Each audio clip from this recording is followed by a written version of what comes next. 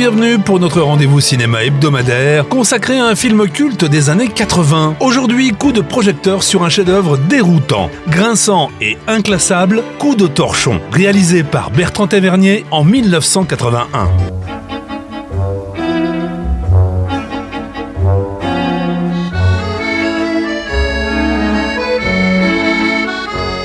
Par le plus grand des hasards, t'aurais pas quelques prisonniers à nous prêter pour servir à table? Bah, vous savez bien que j'arrête jamais personne. Ben, je me dis qu'après tout, un homme marié, il a certains droits.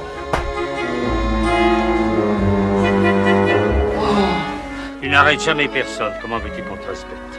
Bah, d'abord parce que je suis ni courageux, ni honnête, ni travailleur. Bah, si vous voulez un homme courageux, honnête et travailleur, c'est pas moi qu'ils auraient nommé.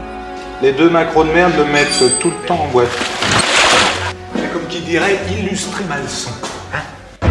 Débarrasse le pays de cette ordure qui nous empoisonne. Tu vas t'arrêter, abruti! Remonte tes mains là entre mes cuisses. Dans l'arme, c'est peut-être beaucoup. Demain matin, avec un peu de chance, tu vas avoir un beau spectacle. Le pigeon là qui est suspendu au-dessus de l'autel à votre église.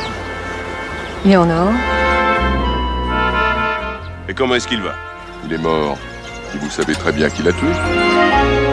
Nous sommes transportés en 1938, au cœur de l'Afrique coloniale française, dans une petite bourgade poussiéreuse du Sénégal. Là, un homme insignifiant, falot, presque invisible, Lucien Cordier, interprété magistralement par Philippe Noiret. Cordier est policier, mais un policier lâche, méprisé, manipulé par tous. Une sorte d'anti-héros qui donne d'abord l'impression de subir sa propre existence. Et pourtant, peu à peu, prend le pouvoir, avec une ironie macabre qui transforme le ridicule en inquiétant. Faut montrer aux gens que t'es un homme courageux, honnête et travailleur.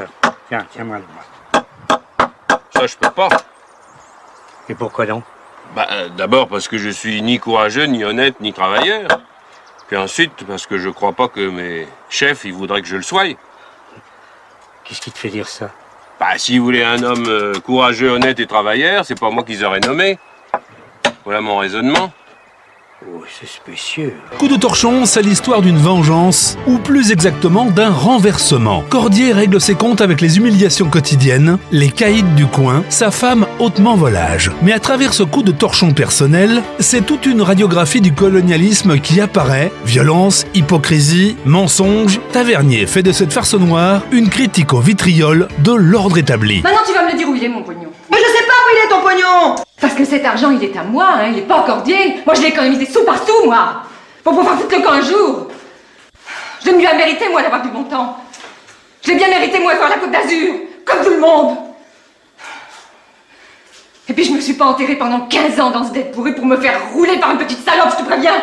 Mais cet argent, je l'ai jamais vu. Et les mains, non, tu les as vues? Mais qu'est-ce qu'elles ont, Eva? Tu sais qu'il peut être méchant, Nono. Alors une dernière fois, où il est mon argent? Ah, maintenant ça suffit, hein? Toi, la poufière, tu vas fermer ta gueule. Et puis toi, Nono, si tu bouges, je te pisse dans l'oreille jusqu'à ce que ça te nettoie le crâne de toute l'ordure qui te sert de cervelle, hein?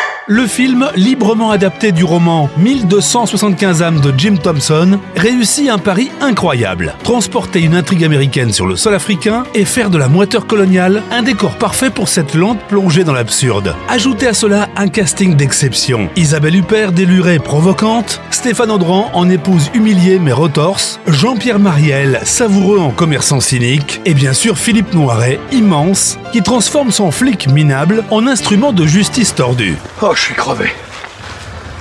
Marcher, c'est déjà fatigant, hein. Et penser en marchant, alors ça. L'armée, ça doit être bien emmerdant des fois, non? C'est vrai, oui. Mais je saurais rien faire d'autre. Et toi? Moi, c'est pareil. Oui, mais Lucien, est-ce que savoir rien foutre, ça suffit comme but dans la vie? Pas toujours, hein. Est-ce que ça suffit à nous excuser?